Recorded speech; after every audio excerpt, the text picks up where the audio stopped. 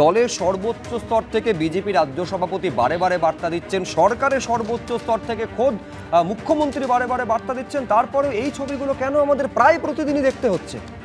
দেখুন, ইতিহাস পুনরাবৃত্তি যখন হয়, প্রথমবার হলে সেটা খুব দুর্ভাগ্যজনক, ট্র্যাজেডি লাগে, আর দ্বিতীয়বার হলে হাস্যকর। এই যে আমাদের এখন দেখতে পাচ্ছি ইতিহাসের পুনরাবৃত্তি আবার হতে চলেছে, সেটা এমন একটা হাস্যকর জায়গায়। আজকে বিজেপির নেতাকর্মীদের বারবার যখন নেতৃত্ব বলছে, তারপরেও শুনছে না। বিজেপির মতো একটা শৃঙ্খলাবদ্ধ রাজনৈতিক দল, তাদের মধ্যেও যদি এই অবস্থা হয়, তাহলে আজকে রাজ্য সভাপতি, মুখ্যমন্ত্রী, তারা তো একটা দিশেহারা অবস্থায়, যে কিভাবে এই সামলাবে, এই স্রোত কিভাবে সামলাবে। আজকে এইখানে যে গোষ্ঠীদ্বন্দ্ব, সেখানে একজনকে আপনারা চিহ্নিত করলেন যে তিনি মণ্ডল সভাপতি। আমি বলছি, মণ্ডল সভাপতির নামে যদি কোনো অন্য কেউ কোনো কুপন ছাপায় বা কিছু, তার কাজটা কি? প্রশাসনের কাছে যাওয়া, পুলিশের কাছে যাওয়া, রাজ্য নেতৃত্বের কাছে যাওয়া, নাকি তার কাজ হচ্ছে গিয়ে 100টা ছেলেকে নিয়ে মারামারি করতে যাওয়া? ফলে কালচারটা কোথায়? আজকে কালচার যে শিষ্টাচার, আজকে আপনারা এই বিজেপি কি করে এখানে হিন্দু হোমল্যান্ডের কথা বলবে, ঐক্যবদ্ধ সনাতন বাঙালিকে নিয়ে থাকবে কিভাবে?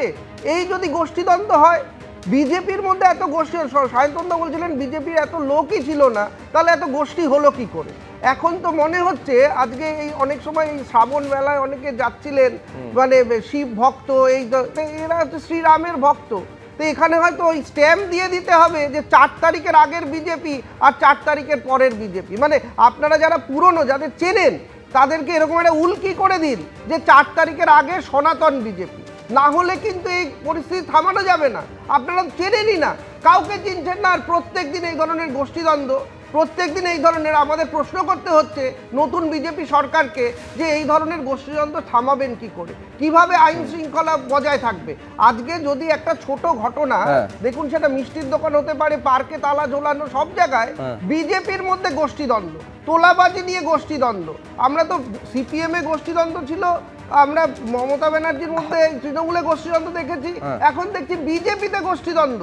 এই গোষ্ঠীদ্বন্দ্বর নাম করে আসলে এই আগামী পশ্চিমবঙ্গের যে রাজনীতি, এই রাজনীতি কিন্তু একই স্রোতে। দেখুন, এখন বিজেপি সবে 100 দিনের কিছু বেশি দিন হয়েছে, এখন মর্নিং শোজ দ্য ডে যদি হয়, তাহলে দিনটা কি খুব উজ্জ্বল বলে মনে হচ্ছে? প্রশ্ন হচ্ছে যে পুলিশের ভূমিকা নিয়েও প্রশ্ন উঠবে, তার কারণ পুলিশের কাছে যারা যাচ্ছেন, পুলিশের কাছে অভিযোগ দায়ের হচ্ছে, সেই অভিযোগ, যার বিরুদ্ধে অভিযোগ, তিনি যদি শাসক দলের হন, সেক্ষেত্রে কি পুলিশ সমান সক্রিয়তা দেখাতে পারে? এই আলোচনায় সেই প্রশ্ন আসবে। কিন্তু তার আগে অর্ণব শাহর কাছে আসতে চাইবো যে এই যে ছবিটা দেখা যাচ্ছে, এই ছবিটা কিন্তু কার্যত তৃণমূলের ট্র্যাডিশনকে এগিয়ে নিয়ে যাচ্ছে বিজেপি বলে অভিযোগটা সামনে আসছে। মানে আলটিমেটলি সেটাকে গ্রাসরুট পর্যন্ত নিয়ে যাওয়ার কৃতিত্বটা কিন্তু তৃণমূলকেই নিতে হবে।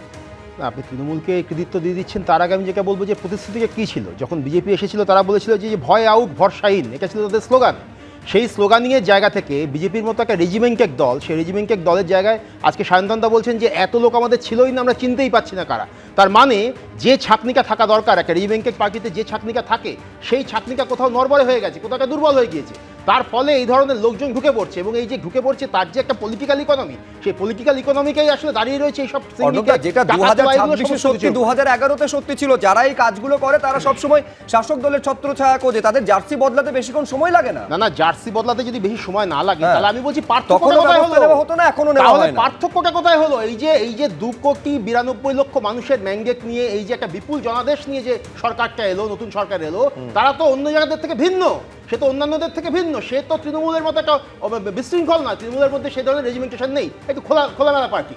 কিন্তু বিজেপি তো তা না, বিজেপি একটা সুশৃঙ্খল, একটা আদর্শবদ্ধ, তারা নিজেদের দাবি করে যে আমরা একটা রেজিমেন্টেড পার্টি। সেখানে যদি এরকম লোকজন ঢুকে পড়ে এবং পুলিশ প্রশাসন যদি নিষ্ক্রিয় হয়ে যায়, সেখানে আমরা যদি প্রতিদিন আপনাদের এরকম পর্দায় যদি আমরা প্রতিদিন দেখতে পাই যে এরকম ঘটনা ঘটছে, খোদ কলকাতায় এরকম ঘটছে, তাহলে জেলায় কি ঘটছে?